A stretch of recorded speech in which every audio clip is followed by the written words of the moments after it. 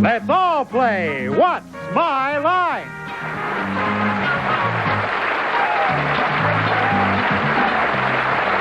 And now let's meet this week's What's My Line panel. First, a man who brings laughter in gales. Say hello to Soupy Sales.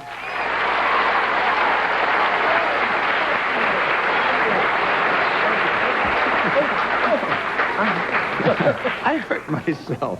Oh, thank you, and thank you, Chet Gould. It's a pleasure to be here today, and it's a pleasure to welcome back to our panel the beautiful young lady who you see all the time on Eyewitness News, one of our great reporters. Would you please say hello to Melba Tolliver?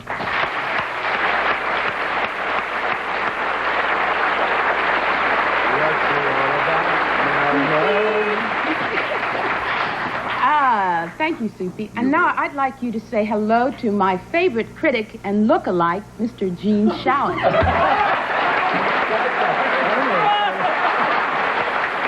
That's marvelous. That's the nice thing ever been said to me. And now, the moment she has been waiting for, Miss Arlene Francis.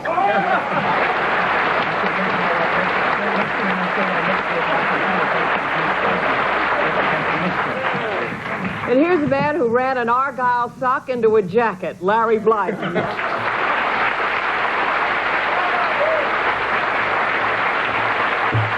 Hello, everybody. Hello. Melba, Gene, welcome back to the program. Thank you. Arlene, Soupy, good Monday. Good Monday, good Monday. We have marvelous challengers today, a fantastical mystery guest at the end of the program. We'll be the judge of Why delay? Would our first challenger enter and sign in, please?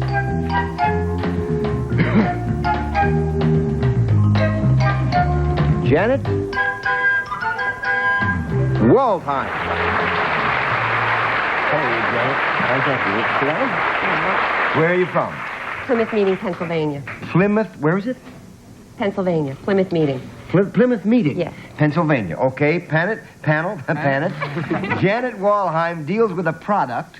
It's a product which is made for a very specialized market, and we will now show the audience what the product is.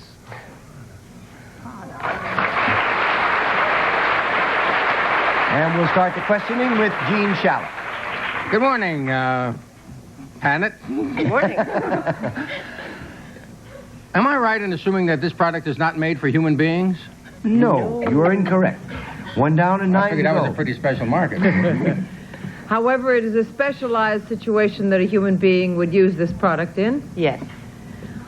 Is the... Well, it isn't that the person is in a specialized- special situation quite. But it's a specialized market, you Right. said. Yes. I did Right. get that correct. Right. Is the specialized market primarily female? No. 2 down and 8 to go, Soupy. Both sexes could use. No. 3 down and 7 to go. I think you Then gotta can get we some- deduce that the specialized market is male? Yes. You've done it again, Melba. Let's see, male. Is this product, was it once alive? No. 4 down and 6 to go, Gene. But the people who use it are, I think. I'm afraid to get another no. This product is not alive. Is this the product that I would use? Oh, yes. Gotta laugh, eh? Uh-huh. Is this a product? Well, that's impossible, but I'll take a chance. Could it make me look any better?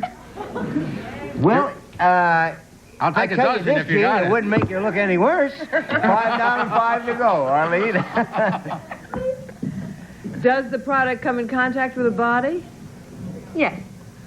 Does it come in contact with the body from the waist up? Yes. From the neck up? Yes. Let me see, Gene. In the area of the head? Yes. Does it come in contact with anything around the hair? The mustache is the hair, too, you know. Yes. All right. All right. I think it's hair, isn't it? What is your mustache? Is it something that is used by men with mustaches or beards? Yes. Is it either a mustache spoon or a mustache cup? Yes. Now, which one is it? Mustache cup? It is a mustache cup. That is absolutely right.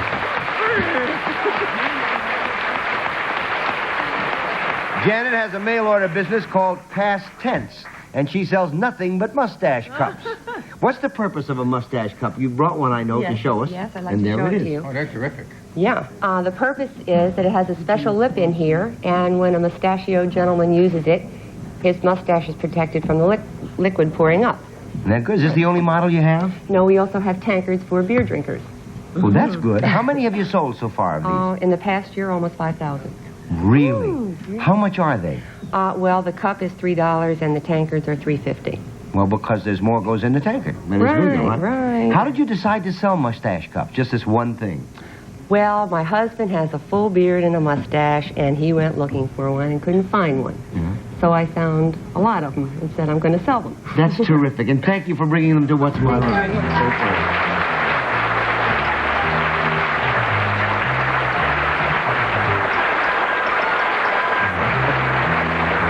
We'll be back with more of What's My Line right after this message. I thought we could rewrite history a little. You, Chet, we're back. You dealt with that with considerable dispatch, panel. Let's see what happens this time. Would our next challenger enter and sign in, please? Jerry Como.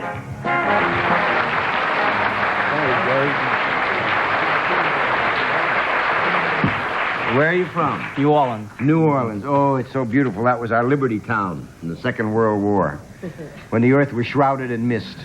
Panel, Jerry Como makes his living on real estate, in the real estate development business, but he was recently cast in a James Bond movie in a rather unusual role. We will now show the audience what he did in that movie.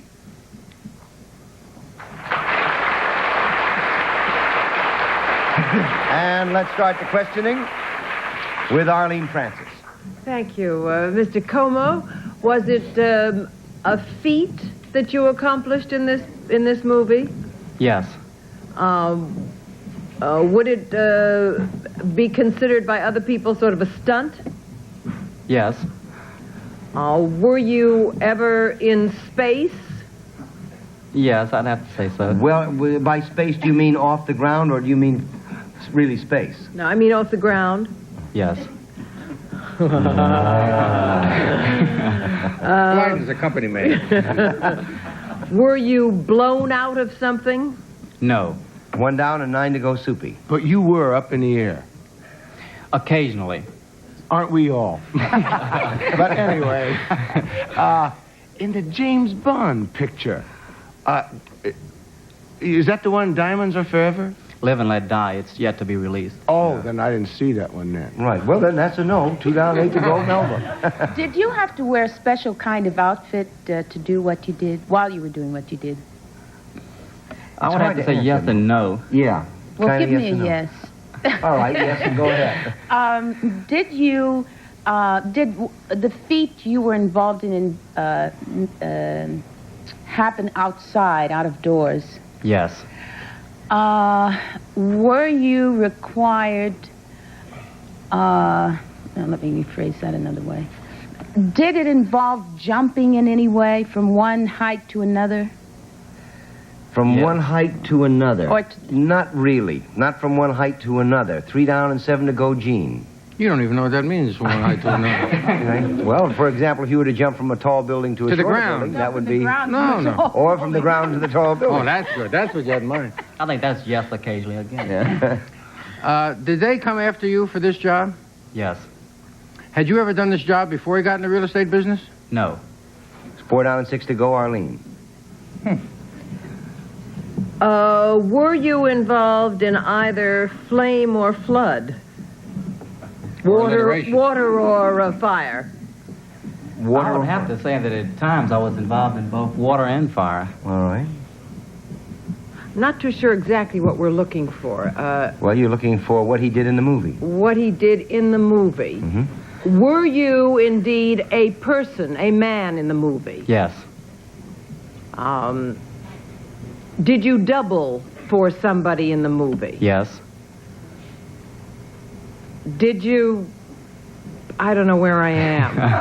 Did you... You're jumping from one height to another. I'm jumping from one height to another. Were you pursued by something in this movie? Yes. Were you pursued by... James Bond? No, never. No. 5 down and 5 to go, Soupy. But you did double for somebody. Yes. But the function doesn't have to do so much with the doubling, really. I mean, you were on the track when you were dealing with the stunt area. When he was off the ground, did he hang... were you hanging by your feet or something from a helicopter or something like that? No. 6 down and 4 to go, Melba. Was there some other equipment involved in what you were doing besides just your own Yes. self? Was it something that involves transportation, like a car or plane or bus or something? Yes. Was this... was it something with 4 wheels? No. 7 down and 3 to go, Gene. Really being asked to be scriptwriters here and invent a stunt for something we've never seen. Or something you've all seen. Oh, this is not... we're right in saying this is not a new stunt created for this movie? I would have to say, yes, it was a new stunt created for this movie, or stunts created for this movie. Were you traveling at very high speed Yes. during this stunt? During the stunt, were you off the ground? During the Occasionally. principal part of the stunt? You're not off the ground. You were bouncing off the ground? It was a sort of a kangaroo stunt? That can't be answered yes or no. You're trying to get information you shouldn't have. You got 30 seconds. Did you start low and go high? Occasionally, yes. Before the picture began, were you on the ground? You mean you came to work? Do you fall in this 15 movie? 15 seconds. You want to ask? I just want to know if You it was want on horseback, whether he was associated with an animal. No, it wasn't associated with an animal. Or You got about 10 torpedo. seconds. Anybody want to Was it guess? an airplane? Was he a No, it wasn't an airplane. Were you Anybody else pursued gonna by guess? ambition? Was Shot out of a cannon. No, we asked that. He was a stunt boat driver. A boat driver. And he did it in Live and Let Die. Jerry, I know what he did, among other things in this movie, which are extraordinary. We have some film we'll show you later. But one of the things he did was establish a world's record in the movie of a kind of a stunt. Would you tell us what that was? Yes, it took place during what I think was probably one of the most exciting boat chases ever filmed. And this is where I jumped an outboard out of the water over a gravel road and over 2 cars and back into the water approximately 110 feet. And we have some film of that and some other areas of the chase sequences, I suppose, that were shot. Why don't we look at those before we talk anymore, Jerry, and tell us about them. Would you roll the film, Lloyd, and tell us what we're watching? Loading and so forth. Well, that's really exciting stuff. Good luck to you, and thank you for coming on the program. HDIS is a godsend. Finally, no more inconvenient trips to the store. No more struggling with bulky boxes. Let HDIS save you the embarrassment of inconvenience of purchasing bladder control products. We'll deliver your products free to your home in unmarked packages and at prices lower than the stores. Call now for your free catalog. There's no obligation, so call today. Bladder control products delivered to your door. Call 1-800-571-7766. That's 1-800-571-7766. Paying bills has been difficult since my husband got hurt. Bill collectors called day and night. We thought of bankruptcy, but then a friend told us about Garden State. Garden State is a non-profit agency that works with your creditors to make an affordable payment plan for all your bills. After speaking with our counselor, we saved thousands of dollars in interest. Thank you, Garden State. Get your bills together and call now for your free consultation. We can help you get out of debt. Call 1-800-99-BILLS. It's a liquid, concealer, and powder in one. One step and you're beautiful. One step and you're done. Easy breezy, beautiful. Cover good. Extreme Gong, it's totally live. And it's all up to you. Weeknights, 8:30 Eastern, 5:30 Pacific, only on Game Show Network. Thank you, Chet. And now it's in time to tell the... Boy, you're having a good day. It's a tough day today. It's time to tell the audience and the members of the panel, especially those who have been watching the program for the last 22 years, about a new development known as Fate's Law. Fate's Law is that any member who guesses who the mystery guest is and is wrong is then out. Oh. That's fate's law. And it's time for our mystery guest now, so if you'll all don your Don't take a full your microphones. It's time for blindfolds, panel, because a mystery guest is out there waiting impatiently, chafing at the bit. Are you ready? Would our mystery guest enter and sign in, please?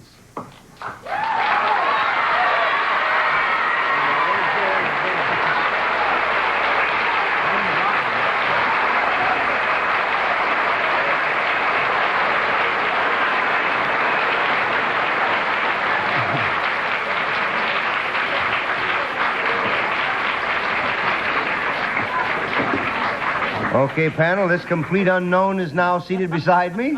And you have roughly 2 minutes to discover his or her identity. We'll go one question at a time, and we'll start with Soupy. You didn't have to put the applause E.T. in there, I'm sure. Oh, that was a marvelous ovation, mystery guest. Would we recognize you from the entertainment sections of the paper? I hope so. Or from your nearby... Melba? Are you best known for your work in movies? I've made 11 horrible movies. Gene? I love your voice. Do you ever do voices for movies for characters that don't look like you? Have you ever done that? Yes. Arlene? You have? But the response was so enormous here that you must be best known for your work in television. Is that true? Yes. Soupy? Well, here goes fate's law. Are you Paul Lynde? Paul Lynde!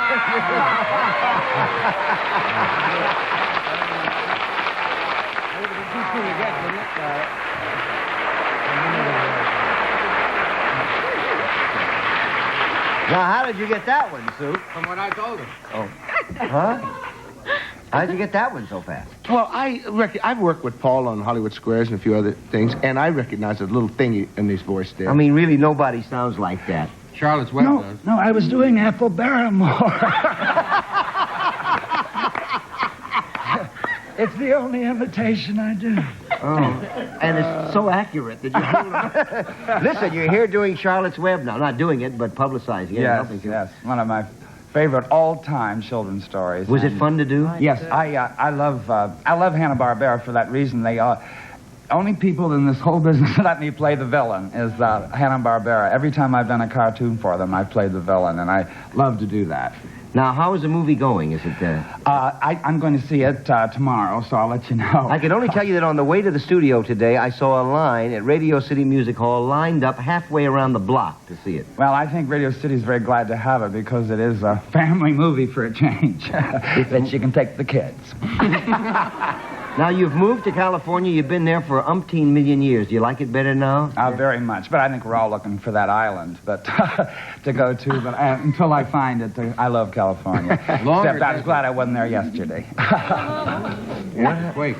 Another tremor. Another goodie, was it? Yes. Gee, it's wonderful. You know, when I was there, I got there the day after they had that first big one, and I had missed it, and I was in the studio, and one of the people said, "Look, there it goes again," and everybody said, "Yeah." And I said, "I didn't feel anything." And they said, "You didn't feel that?" And I said, "No, I didn't." And then I realized that I had felt it, and I thought it was a subway. You know that one day I was doing a show called You Don't Say, and we had an earthquake that day, and you know how the lights start banging together and everything, and they emptied the studio, and I had one of those lavalier mics on, and I've taken it off 1,000,000 times, and suddenly I couldn't get that off, and I was the only person left in the studio, and the girl that was with me, you know, you're always with the girl contestant, she saw my plight, and when I got backstage, she says, "Oh, Mr. Lynde, I would have loved to help you, but we were told not to touch the stars."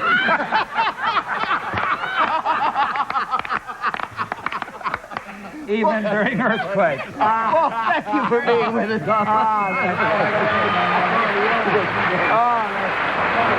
Yeah. We'll be back right after this message. You're in control of the board. Celebrities airing their secrets on Tattletales and extreme entertainment on Extreme Gong. Paul Lynde is doing Charlotte's Web. You'll like it. Goodbye, everybody. We'll see you tomorrow.